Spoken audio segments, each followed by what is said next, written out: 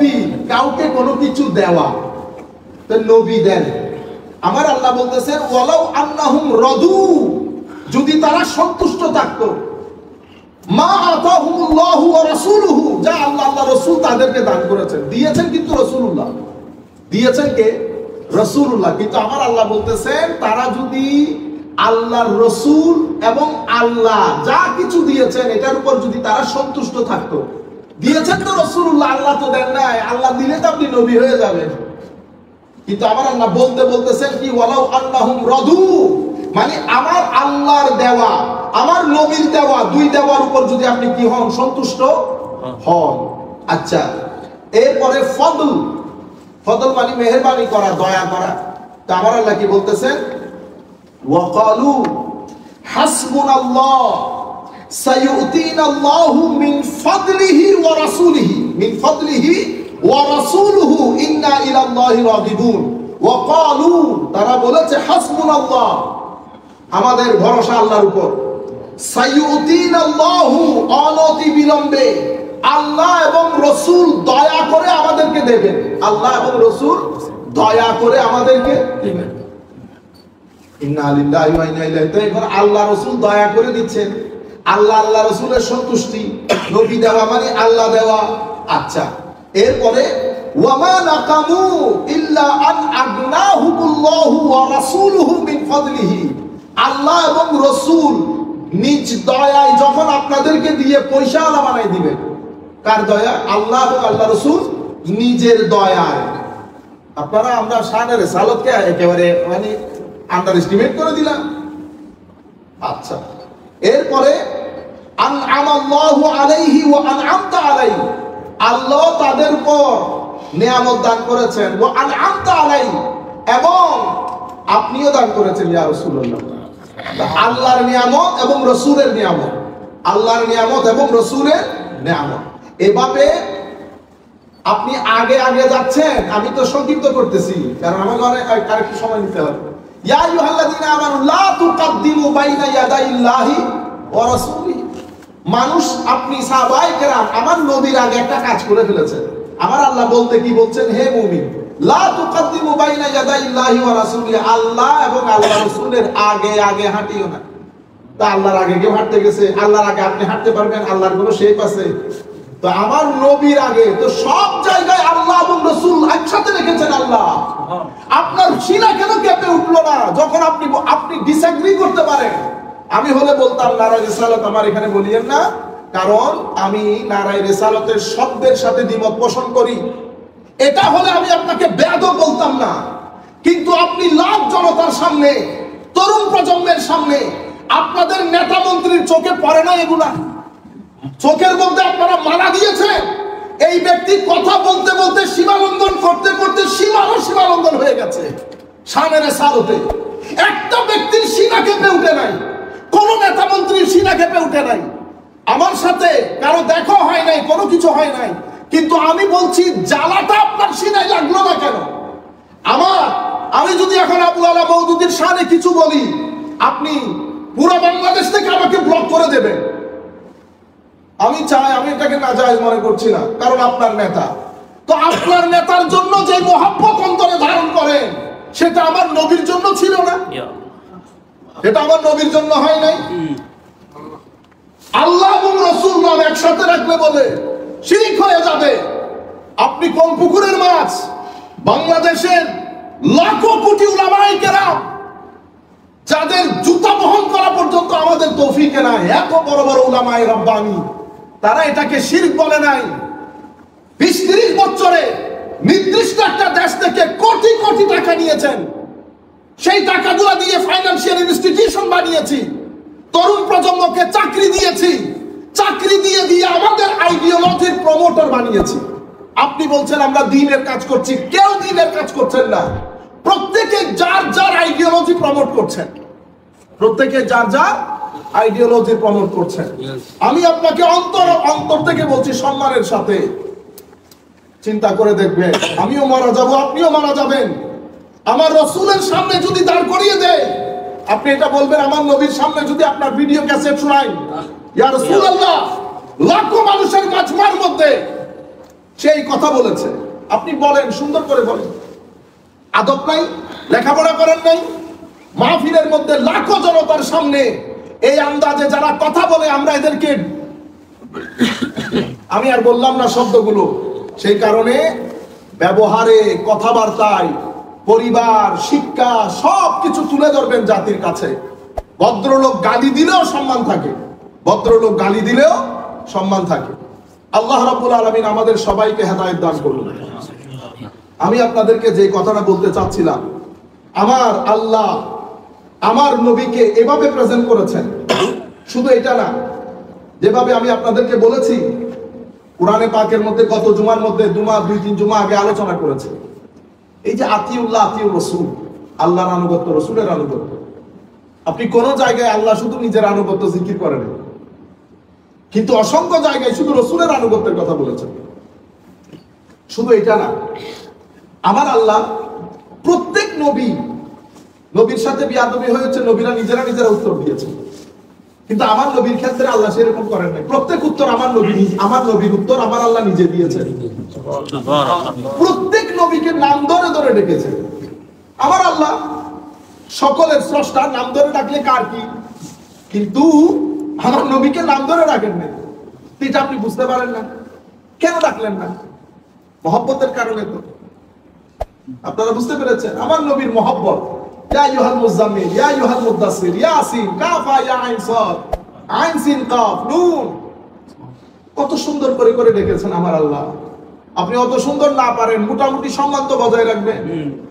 যদি আপনারা যেভাবে প্রেজেন্ট করতেছেন, বাস যা মুখ দিয়ে আসতেছে বলতেছে, যা মুখ দিয়ে আসতেছে, শেষ পর্যন্ত একজন বলতে বলতে তো এতটুকু চলে গেছে, কামলা দিছে বলে। নাউযুবিল্লাহ।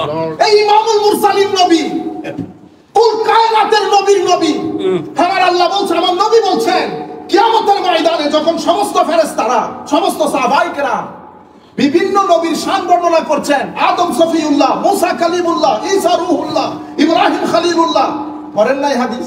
আমার নবী কি বলেছেন? আমি তোমাদের কথাগুলো শুনেছি, কিন্তু আমি কে? আমার হাবিবুল্লাহ ওয়ালা ফাখর, আমি আল্লাহর হাবিব। এটা নিয়ে আমার কোনো, আমার বস্তি, এটা নিয়ে আমি অহংকার করি না। শুধু তাই না, কিয়ামতের ময়দানে সবাই চুপচাপ থাকবে। আল্লাহর কোর্টে সেদিন প্রথম বক্তব্য রাখবো on behalf of the whole humanity আমি। আল্লাহ সমস্ত কারামাত, সম্মান, সবকিছুর চাবিকাঠি আমার হাতে দিয়ে দেবেন। হ্যাঁ, লেওয়ায়ে হামদ আমার হাতে থাকবে, আমাকে মাকামে মাহমুদ দান করবে। আমি আমার উম্মতের গরিব গুড়া বানিয়ে প্রথম জান্নাতে ঢুকবো। আমি জান্নাতের কড়া নাড়বো, জান্নাতের ভিতর থেকে রব্বে যুল জালাল আমার জান্নাতের দরজা খুলে দেবে। আমার নবীকে আমার আল্লাহ কোন জায়গায় রেখেছেন, আপনারা নবীকে নামাইতে নামাইতে আর কোন জায়গায় নামাবেন? এরপরে যদি বলেন ইসলামী বিপ্লব, থুতু ছিটায়, থুতু ছিটায়। সমস্যা কোন জায়গা থেকে হয়েছে? আমি এই অংশটুকু এখানে শেষ করতেছি। সংক্ষিপ্ত ভাবে আমি আপনাদেরকে হিস্ট্রিটা বলি, কোন জায়গায় ধর্মে রাজনীতি না রাজনীতিতে ধর্ম। এখন আপনি যদি বলেন আপনারা বুঝবেন না, আপনারা এগুলোর মধ্যে নাই নেন, আমরা সবকিছু বুঝি, সবকিছু বুঝে আমরা আমাদের মতো করে বছরের পর বছর কথাগুলো বলে বলে আসতেছি, আমরা আমাদের মতো করে করতেছি। এক একজনের এক এক স্টাইল থাকে। আমার নবী সাল্লাল্লাহু আলাইহি ওয়াসাল্লামের সময়কাল, আমার নবীর তাবলীগ চলছে, কেউ তো সাহস করে বিরোধিতা করতে পারছে না। তখন আমার নবী তখন স্বাভাবিক স্টেজের মধ্যে বসা, শক্তিমত্তার দিক থেকে হযরত আলী আমার নবীর কোর্টে, ফারুক আজম আমার নবীর কোর্টে, আমিরে হামজা আমার নবীর কোর্টে। আমার নবী কাকে গনে? বুঝতে পেরেছেন? টেবিল উল্টে গেছে, টেবিল উল্টে গেছে। এখন মুনাফিকরা চেষ্টা করতেছে কোনো না কোনো ভাবে এই বিপ্লব, এটাকে নস্যাৎ কিভাবে করে দেওয়া যায়, এটা চেষ্টা শুরু হয়েছে। মুনাফিকরা চেষ্টা করতেছে। ইসলামী হিস্ট্রির মধ্যে আপনারা জানবেন, ইসলামী হিস্ট্রির মধ্যে প্রথম ইসলামী আমার নবীর এই পুরো সিস্টেমকে বৃদ্ধাঙ্গুলি যে ব্যক্তি প্রদর্শন করেন, তার নাম যুলখুয়াইসারা আত-তামিমি। সেই কোন কাফের না, সে মুনাফিক না, সে আমার নবীর পক্ষের লোক। আমার নবীর কাছে কিছু স্বর্ণ পাঠিয়েছেন হযরত আলী। এক হাদিসের মধ্যে হযরত আলী, অন্য হাদিসের রওয়ায়াতের মধ্যে হযরত মুআজ বিন জবরের নাম এসেছে। আমার নবী স্বর্ণগুলো আমার নবীর 4 জন সাহাবী গরিব গোরাবা সাহাবীর মধ্যে বন্টন করে দিয়েছেন। সেই চাচ্ছিল তার এলাকার কিছু লোকজনকে দেখ, তাকেও দেখ, এটা তার ভালো লাগে নাই। সে দাঁড়িয়ে আমার নবীকে বলতেছেন ইদিল ইয়া মুহাম্মদ সাল্লাল্লাহু আলাইহি ওয়াসাল্লাম। এই এখান থেকে বেয়াদবির যাত্রা শুরু। ফার্স্ট টাইম, প্রথম আমার নবীকে আমার নবীর পক্ষের একজন লোক ইয়া মুহাম্মদ বলে সম্বোধন করল। এটার সাথে তো সাহাবায়ে, এই কালচারের সাথে সাহাবায়ে কেরাম পরিচিত না। সাহাবায়ে কেরাম তো বিআবি আনতা ওয়া উম্মি ইয়া রাসূলুল্লাহ, আল্লাহু ওয়া রাসূলুহু আ'লামু ফিদাকা ইয়া রাসূলুল্লাহ, হুজুর আপনার কদমে কুরবান, আমার মা বাবা আপনার কদমে কুরবান। সাহাবায়ে কেরাম তো এটা এই কালচারে অভ্যস্ত, তাহলে ইয়া মুহাম্মদের শান অভ্যস্ত না। এটা শোনার পরে সাহাবায়ে কেরাম তাকাইতেছে একজন আরেকজনের দিকে, বলে কি বেয়াদব, এ বলতেছে ইদিল, ডু জাস্টিস ও মুহাম্মদ, আপনি যেভাবে বন্টন করেছেন এটাতে আপনি পক্ষপাতিত্ব করেছেন। আপনি কি করেছেন? পক্ষপাতিত্ব। এটা কোনো কাফের বলছে না। আমার নবীর মজলিসের কোরআন পড়া, হাদিস পড়া, না কি বলে রোজা রাখা, নামাজ পড়া, আমার নবীর পিছনে পাঞ্জে গানা নামাজ পড়ে, কোরআন শরীফ পড়তে পড়তে ঠোঁট ভিজা রাখে, রোজাতে রমজানে রোজা রাখে, এই ব্যক্তি আমার মজলিসে উঠে এই কথা বলতেছে। এটা বলার পর ফারুক আজম, এক রাওয়ায়াতে ফারুক আজম, আরেক রাওয়ায়াতে খালিদ বিন ওয়ালিদ, ইয়া রাসূলুল্লাহ আমাদেরকে অনুমতি দেন এই খবিসের গর্দান উড়িয়ে দেই। আমার নবী বলতেছেন না, তোমরা যদি এখন এর মারো, লোকজন সমস্ত মুনাফিক একসাথে হয়ে প্রপাগান্ডা চালাবে, মুহাম্মদ সাল্লাল্লাহু আলাইহি ওয়াসাল্লাম নিজের মানুষগুলোকে মারা শুরু করেছে, এটা করা যাবে না। সে উঠে চলে যাচ্ছে। কেমনে গেছে জানেন? সে পিচ দিয়ে উঠে চলে যাচ্ছে, সিম্পলি একটা বেয়াদবের মতো। আমরা যখন মাজারাত থেকে বের হই, আমরা যখন উস্তাদের মজলিস থেকে বের হই, আমার ভাই মানুষজনের সাথে কি একটা যুক্তি দেন, মসজিদ থেকে বের হলে তো এভাবে করেন না, করি না। এই কারণে আমরা আল্লাহর শরীরের অবয়বে বিশ্বাস করি না আহলে সুন্নাত ওয়াল জামাতের আকীদাদারী হিসাবে। আপনারা যেহেতু শরীরবাদী আকীদা, ইবনে তাইমিয়ার আকীদায় বিশ্বাসী, আপনারা শরীরবাদী আকীদা পোষণ করেন। আমরা আহলে সুন্নাত ওয়াল জামাত সেই আকীদা পোষণ করি না। উস্তাদ এবং আউলিয়া, বড় বড় ওলি, এরা কারা ওলি আউলিয়া, এরা এদেরকে আপনারা ছোট করতে করতে আর ছোট করার জায়গা নেই। খাজা মঈনুদ্দিনকে তো আপনি মজলিসের মধ্যে 2 টাকার পাতা বানিয়ে দিয়েছেন খাজা বাবা, গাজা বাবা বলে। হ্যাঁ, 40 বছরের রাজনীতি, 40 বছরের রাজনীতি কতটুকু সাকসেস হয়েছে আল্লাহ বিচার করবেন।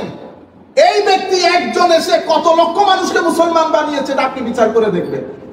সমালোচনা এইভাবে করে না। ভদ্র মানুষ এলমি, একাডেমিক এটিকেটস বজায় রেখে সমালোচনা করে। আপনি সমালোচনা করতে পারেন, আমরা বলি না। আমরা আমাদের লোকজনকে যেই পরিমাণ ক্রিটিসাইজ করি, সেই পরিমাণ ক্রিটিসাইজ আপনাদেরকেও করি না। আমরা হাঁটতে বসতে বলি না এই মাজার এগুলো বন্ধ, হ্যাঁ বলতেছি না, আপনাকে বুঝাইতে হবে না। আমরা আমাদের গুলো এভাবেই করি। আমি আপনাদেরকে যে জিনিসটা বলতে চাচ্ছিলাম, সেই ব্যক্তি পিচ দিয়ে চলে যায়। চলে যাওয়ার সময় এটা একমাত্র হাদিস, যেই হাদিসের মধ্যে একজন ব্যক্তির পুরো অবয়ব বর্ণনা এসেছে। এই ব্যক্তি দেখতে কেমন ছিল, কপাল কেমন ছিল, দাড়ি কেমন ছিল, কাপড় কোথায় ছিল, পরিপূর্ণভাবে বর্ণনা এসেছে। কি বর্ণনা এসেছে জানেন? এর এই হাড্ডিগুলা ভিতরে ঢুকা ছিল, এর মাথা মুন্ডানো ছিল, এর পায়জামা একেবারে হাঁটুর একটু নিচে ছিল, বুঝতে পেরেছেন? চোখগুলা ঢুকা ছিল, এই হাড্ডি বের করা ছিল। এটা কোন হাদিসের মধ্যে এই ধরনের করে কোন ব্যক্তির অবয়ব বর্ণনায় আসে নাই। সাহাবায়ে কেরাম কেন করেছেন? আমাদেরকে বোঝানোর জন্য যে অবয়ব দেখে যেন কি না করে ফেলি, নিজেদেরকে সন্দেহের মধ্যে বা নিজেদেরকে কনফিউশনের মধ্যে না ফেলি। চলে গেছে এই ব্যক্তি, তার নাম যুলহুয়াইসারা আত-তামিমি। আমার নবীর শানে বিয়াদবির বাজার গরম করে, প্রথম বিয়াদবির বাজার দরজা খুলেছে সে। এই যুলহুয়াইসারা আত-তামিমি, এর সাথে তো কিছু লোক ছিল, এই বাইরের গ্রামগঞ্জের লোক ছিল। এগুলো আস্তে আস্তে তাদের মজলিসের মধ্যে যারা আসা যাওয়া করতো, ঐক্যবদ্ধ হতে হতে হযরতে ফারুক আযমের জামানায় তো মুখও খুলতে পারে না। উসমান গনি রাদিয়াল্লাহু তাআলা আনহুর জামানায় যখন ফিতনা আস্তে আস্তে মাথা ছাড়া দিয়ে উঠছে, বিভিন্ন মুনাফিকদের কারণে।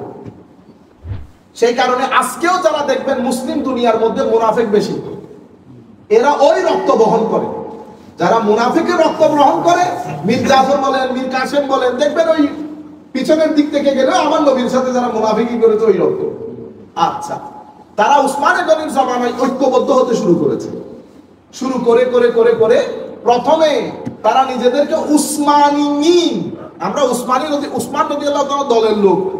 তো কি আপনাদের চাওয়া পাওয়া কি? আমাদের চাওয়া পাওয়া হচ্ছে এই পুরা হত্যাকাণ্ডের পেছনে হযরত আলীর হাত। কার হাত? হযরত আলী। বুঝতে পেরেছেন? তো এদেরকে আমরা কি বলি? উসমানী।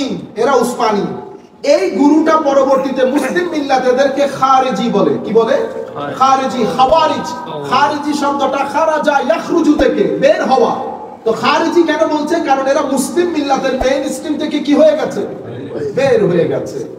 এই খারেজি হযরত আলী রাদিয়াল্লাহু তাআলা যখন খেলাফতের দায়িত্ব গ্রহণ করেন, তখন এরা অফিশিয়ালি মুসলিম সোসাইটি থেকে বের হয়ে দূরে এক জায়গায় তাবু গেড়ে মুসলমানদের বিরুদ্ধে যুদ্ধের ঘোষণা করে। পলিটিক্যাল খারেজি কোন আইডিওলজিক্যাল পার্টি ছিল না, এটা পলিটিক্যাল পার্টি ছিল। Political party. এখন আপনি ধর্মটাকে তাদের রাজনৈতিক স্লোগান কি ছিল জানেন? আল্লাহ বাদে কারো বিচার মানি না। আল্লাহ বাদে কারো বিচার মানি না, এটা ছিল তাদের রাজনৈতিক স্লোগান। লা হুকমা ইল্লা লিল্লাহ, আল্লাহ বাদে কারো হুকুম মানি না। এই শব্দটা, এই জন্য আমি কি বললাম আপনাদেরকে শুরুতে, রাজনীতিতে ধর্ম না ধর্মে রাজনীতি? আপনি আমার ধর্মের মধ্যে রাজনীতি আছে, কিন্তু আপনি এখানে লা হুকমা ইল্লা লিল্লাহ বলে আপনার রাজনীতির মধ্যে ধর্মটাকে ব্যবহার করছেন। আপনার একটা নির্দিষ্ট এইমের অবজেক্টিভ আছে, সেই এইমের অবজেক্টিভের মধ্যে হযরত আলী নাই, সাহাবায়ে কেরাম নাই, মেইন স্ট্রিম নাই, বের করে দেন সবাইকে, মার কাটকা। তাদের আকীদা কি? আপনি যদি নামাজ না পড়েন কাফের, আপনি যদি আল্লাহর হুকুম না মানেন কাফের। এই কাফেরের নিচে কোনো কি নাই। ঠিক আছে? জিহাদ জিহাদ জিহাদ চাই, জিহাদ করে বাঁচতে চাই। হে যুবক, আসো দলে দলে জিহাদ করার বিরুদ্ধে যাও। আরেকজন আমাদের লোকজন কতগুলো পাগল, হুসাইনের জন্য রক্ত দেব। আমি রক্ত দেওয়ার দরকার নেই, হুসাইনের মতো জীবনটাকে যাপন করো। হুসাইন মিথ্যা বলে নাই, তুমিও মিথ্যা বলিও না।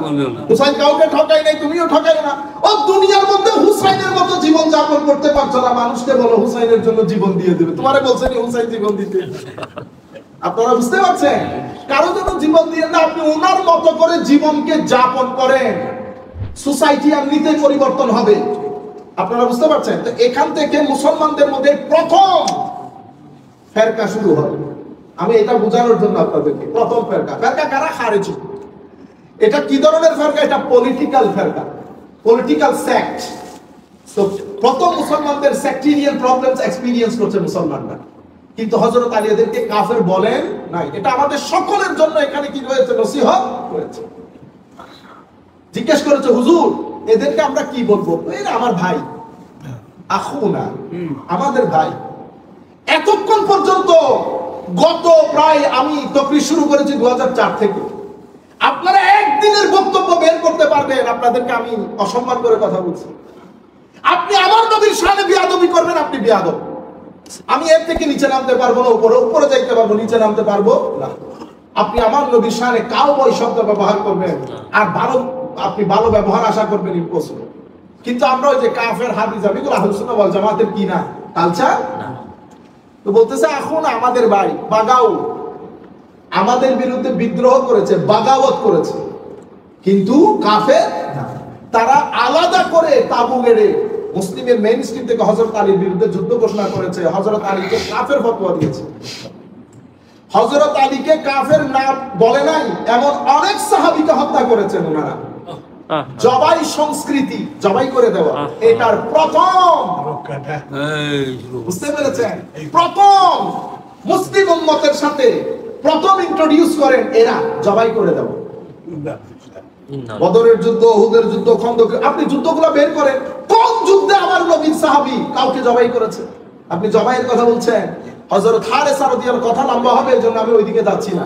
হযরত হারেসা রাদিয়াল্লাহু তাআলা আনহু আমার নবী সাল্লাল্লাহু আলাইহি ওয়াসাল্লাম জুহাইনা গোত্রে পাঠিয়েছেন যুদ্ধের জন্য। তারা আপনারা জানেন বিদ্রোহ শুরু করেছে। হযরত হারেসা রাদিয়াল্লাহু তাআলা আনহুকে আমার নবী সেনা প্রধান করে পাঠিয়েছেন। উনি বলতেছেন, আমি আগের রাত আমাদের লোকজনকে হত্যা করতে দেখেছি কাফের মুশরিকরা। তারপরের দিন হত্যাকারীদের মধ্য থেকে একজনকে আমি পেয়েছি। পাওয়ার পর আমার সাথে এক আনসারী সাহাবী ছিল, আমি তাকে ঝাপটে ধরেছি।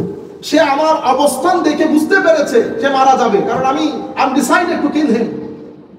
তখন সে বলেছে, আমি লা ইলাহা ইল্লাল্লাহ মুহাম্মাদুর রাসূলুল্লাহ পড়ছি, কলমা পড়ে ফেলেছে। কলমা পড়ার দে আনসারী সাহাবী স্টেপ ডাউন করেছে, তো আমি হত্যা করব না। কেন? আরে আমি নিজের চোখে দেখেছি গতকালকে করেছে, আজকে তো সে কলমা করে ফেলেছে। কলমা সে ভয়ে করেছে। কিন্তু আনসারী সাহাবী বলতেছে, তুমি করলে করতে পারো, বাট আমি এই কেসের মধ্যে নাই, হত্যা করেছি।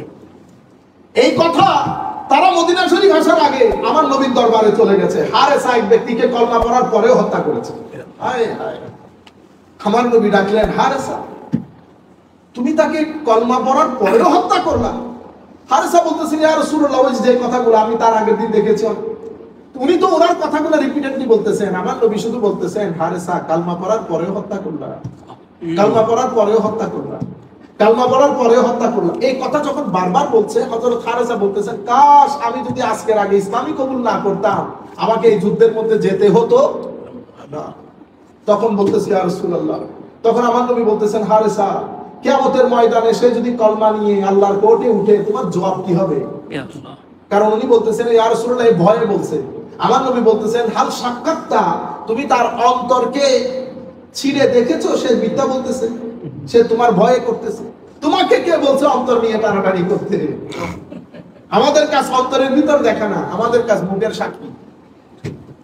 তখন উনি বলতেছেন, ইয়া রাসূলুল্লাহ, আপনি আল্লাহর দরবারে আমার জন্য তওবা করেন, ইয়া রাসূলুল্লাহ, আমার জন্য দোয়া করেন, ইস্তেগফার করেন। এটা বলার পরও আমার নবী তবুও বলতেছেন, হারেসা কিয়ামতের ময়দানে সে যদি লা ইলাহা ইল্লাল্লাহ নিয়ে উঠে, তুমি কি জবাব দিবে? এটা আমাদের ধর্ম, এটা আমাদের ধর্ম।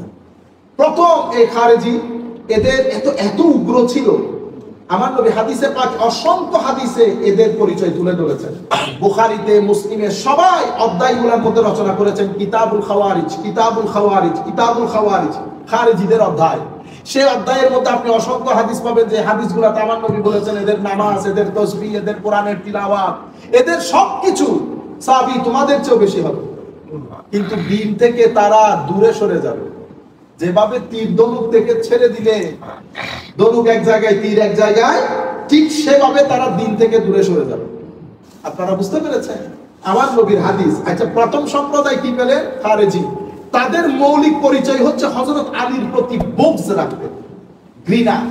কিন্তু আমার নবী তো পূর্বে বলে দিয়েছেন, আলী, কোন মুমিন তোমাকে ঘৃণা করবে না, কোন মুনাফিক তোমাকে ভালোবাসবে না। পেয়ে গেছেন? এদের রিঅ্যাকশন স্বরূপ হযরত আলীর পক্ষে একটা গ্রুপ দাঁড়িয়ে যায়, তাদেরকে আমরা শিয়া বলি। কি বলি? শিয়া। একটা কোনো আইডিওলজিক্যাল না, পলিটিক্যাল গ্রুপ। কি গ্রুপ? Political entity.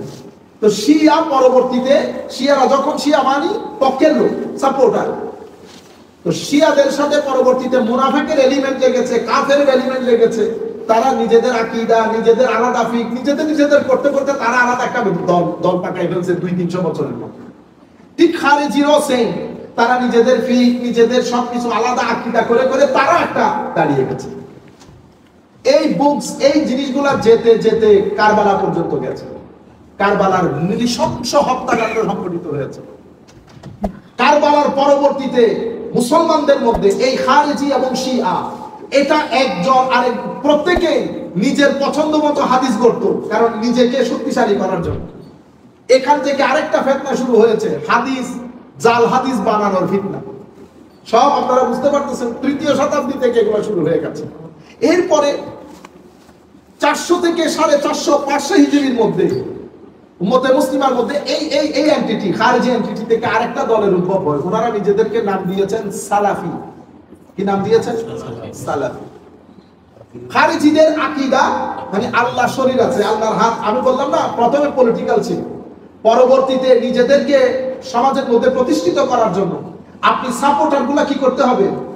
মানুষকে তাবলীগ করতে হবে না? তো তাবলীগ করতে হলে আপনার সবকিছু লাগবে, তো আপনার একটা সংবিধান লাগবে, আপনার কিছু আকীদা লাগবে, আপনার নিয়ম কানুন লাগবে, কারণ আপনি একটা দল। তো এই দল করতে করতে সবকিছু হয়ে গেছে তাদের ভিতরে, তারা করে নিয়েছে 100 200 300 বছরের মধ্যে।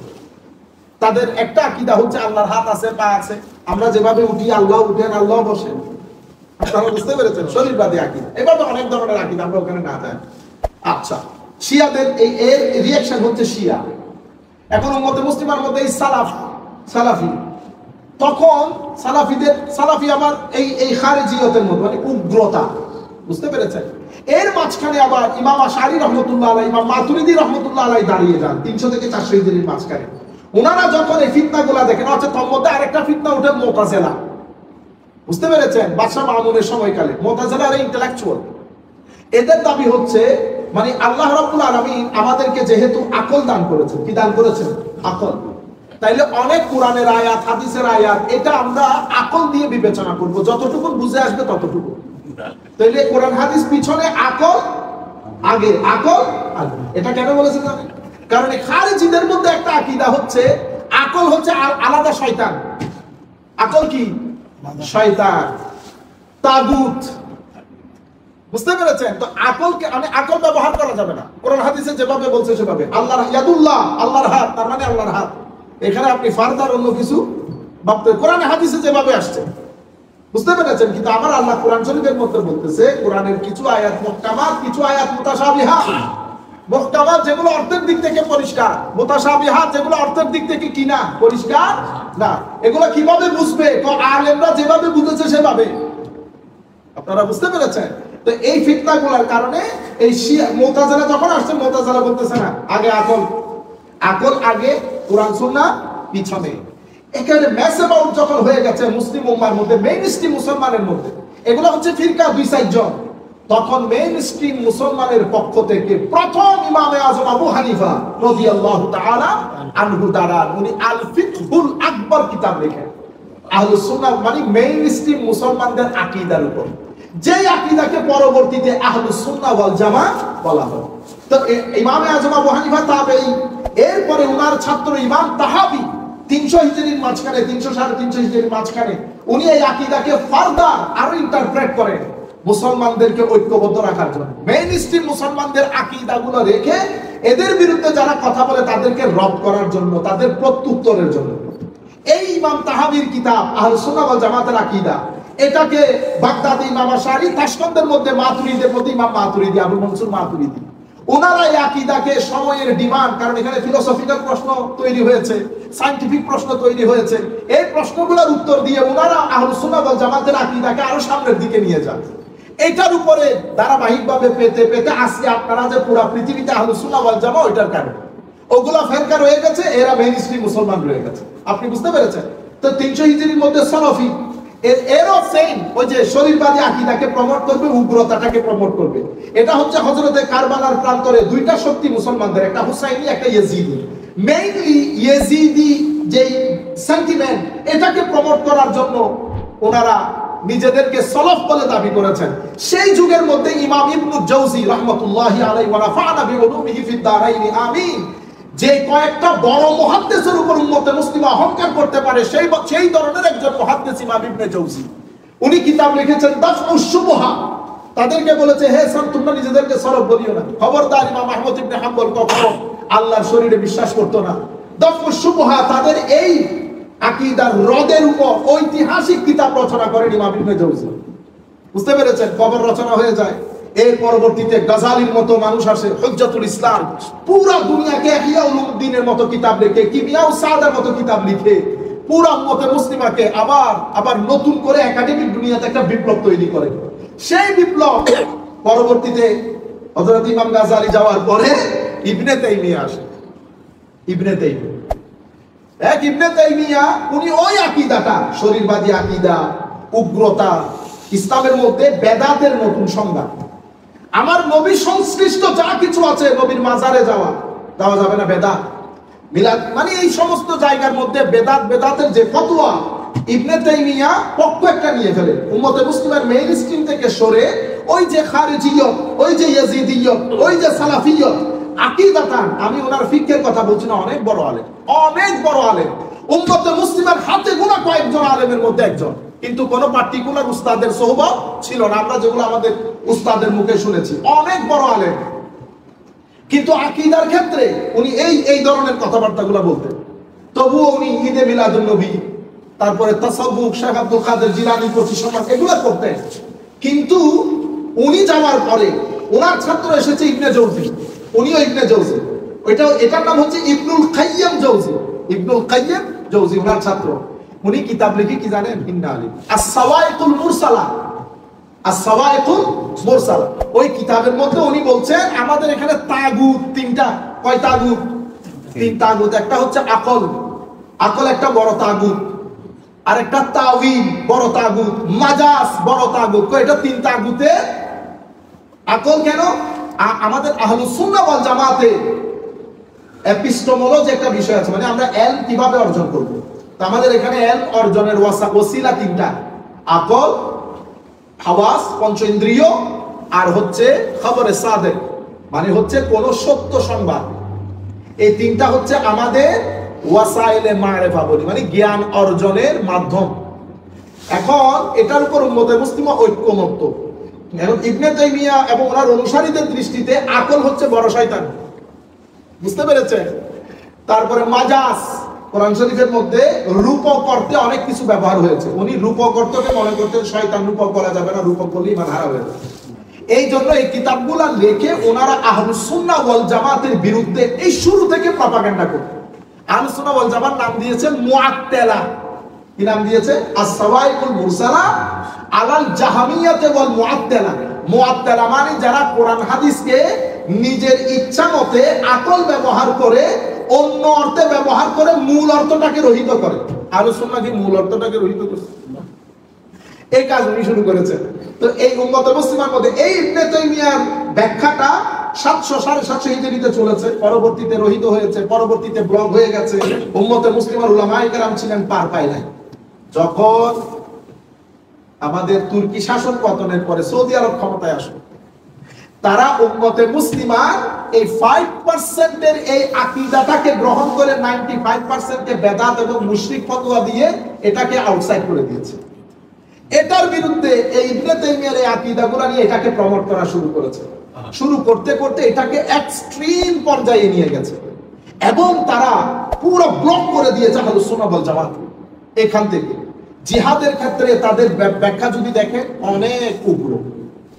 ইসলামী শাসন, আপনি ইসলামী শাসন মানে হাত কেটে দেওয়া, সোসাইটির মধ্যে আপনি বুঝিয়ে দেন পুরো পৃথিবীর মধ্যে।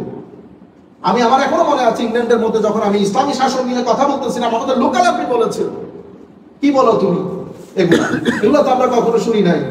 আল্লাহ ইসলামী খিলাফত, খিলাফত মানে ইসলামিক স্টেট, ইসলামিক রাজনীতি। আপনি যখন রাজনীতি করছেন আমারও সেমন রাজনীতি, কিন্তু আমার সিস্টেমটা আপনার সিস্টেমের চেয়ে ভালো। আমার সিস্টেমের মধ্যে পিসফুল কোএক্সিস্টেন্স আছে, আমার সিস্টেমের মধ্যে ডেমোক্রেসি আছে, আমার সিস্টেমের মধ্যে হিউম্যান রাইট। এখন তাকে বুঝানো হয়েছে ইসলামী আইন মানে হাত কেটে দিবা, ইসলামী আইন মানে একজনকে গায়ে রাইয়া তারে পাথর স্টোনিং করে, এটাই তো যুবকদের মাথার ভিতরে ঘুরে। কেন? কারণ আমাদের যখন তুর্কি শাসন পতন, সৌদি আরব ক্ষমতায় আসে, এর পরবর্তীতে আপনারা জানেন ইংল্যান্ড এবং ফ্রান্সের ক্ষমতা প্রতিষ্ঠিত হয়ে যায় চতুর্দিকে। মুসলমানরা অস্ত যেতে যেতে যেতে একেবারে দেওয়ালের সাথে পিঠ লেগে যায়। এরপরে মুসলমানদের মধ্যে আবার বিপ্লবের একটা চিন্তা, মুসলমানরা আবার ঘুরে দাঁড়াতে চেষ্টা করে। ঘুরে দাঁড়াতে চেষ্টা করার সময় সেখানে আমাদের আবুল আলা মওদুদী, জামাল উদ্দিন আফগানি, শেখ আব্দু সহ অসংখ্য লোক বিপ্লবের জন্য কাজ করে। বিপ্লবের জন্য কাজ করতে গিয়ে তারা আকীদা, শানে রিসালাত, তাসাব্বুফ এগুলাকে আন্ডার এস্টিমেট করে। তারা তরুণ প্রজন্মকে জিহাদি মনোভাব সম্পন্ন করে তোলার চেষ্টা করে। আমি নিয়তের মধ্যে নিয়ত নিয়ে তো আমি খেলতে পারবো না, নিয়ত হয়তো ভালো ছিল, কিন্তু প্রসিডিংসটার সাথে আমি তো আর বলতে পারবো না যে আমি দ্বিমত, আমি ছোটখাটো মানুষ। আমি আপনাদেরকে যেটা বলতেছি, উম্মতে মুসলিমার বেশিরভাগ লোক এই প্রসিডিং এর সাথে দ্বিমত পোষণ করে, এই প্রসিডিং এর সাথে দ্বিমত পোষণ করে।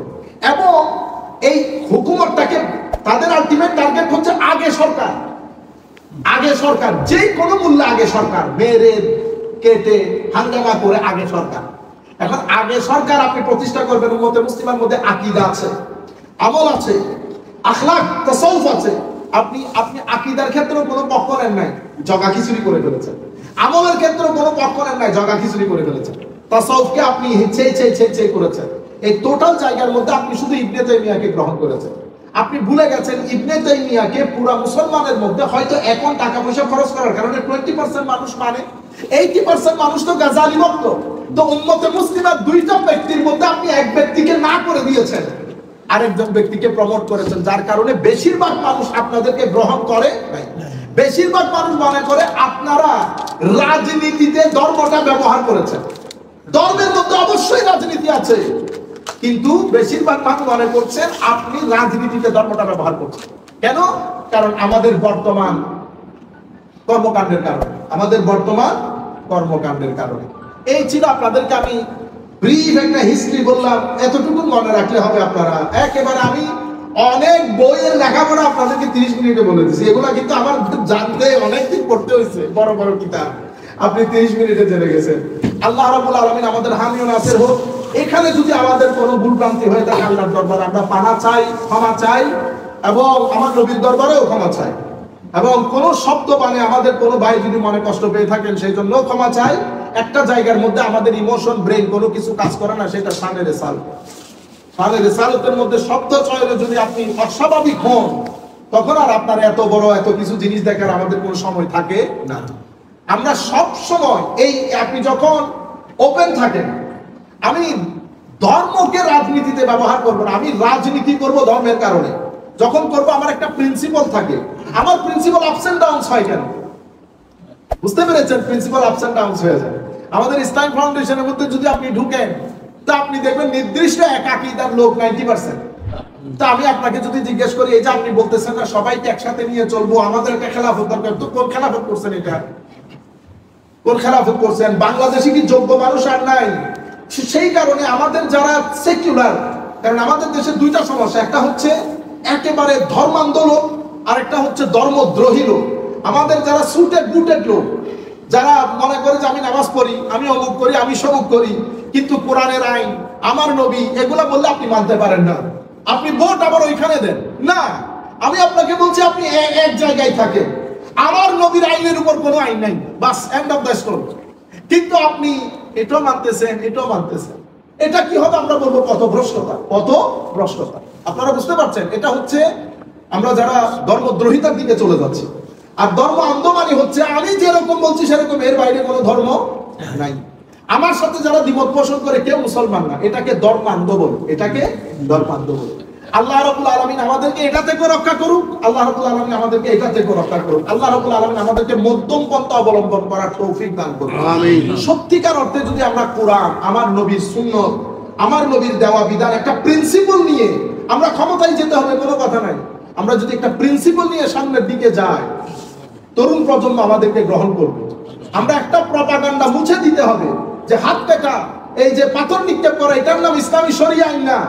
আপনি আরেক ব্যক্তি, আরেকজন, কি বলবো, সবাই এখন লাখ মানুষের মধ্যে বলতেছে আসেন যুবক যুদ্ধের মধ্যে ঝাঁপিয়ে পড়ে। কার লগে যুদ্ধ? কার লগে যুদ্ধ? ওই ঘরের মধ্যে আপনি শান্তি প্রতিষ্ঠা করতে পারেন নাই। দুই ভাইয়ের সাইড কাটা জায়গা নিয়ে, একজন আমাকে বলতেছে, হুজুর বাংলাদেশের মধ্যে আপনি কেমনে শান্তি প্রতিষ্ঠা করবো? বাবা, ও 2.5 ফিট শরীরের মধ্যে শান্তি প্রতিষ্ঠা করতে পারেন না, আপনি বাংলার জমিনে শান্তি প্রতিষ্ঠা করবেন? আগে এখানে শান্তি প্রতিষ্ঠা করেন। 3.5 ফিট 4 ফিট জায়গার মধ্যে ডিপ্রেশন আছে, অমুক আছে, সমুক আছে, বাই ফেলাটালি আছে, এগুলো করতে পারতেছেন, আপনি বাংলার বুকে বলে শান্তি প্রতিষ্ঠা করবেন। আল্লাহ আমাদের হামিয়ে নাসির হোক।